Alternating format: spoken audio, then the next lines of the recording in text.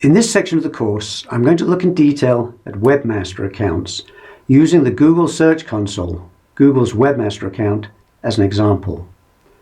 The world's major search engines, Google, Bing, Baidu, and Yandex, all provide mechanisms through which webmasters can submit information about their sites and also receive information back from the search engines.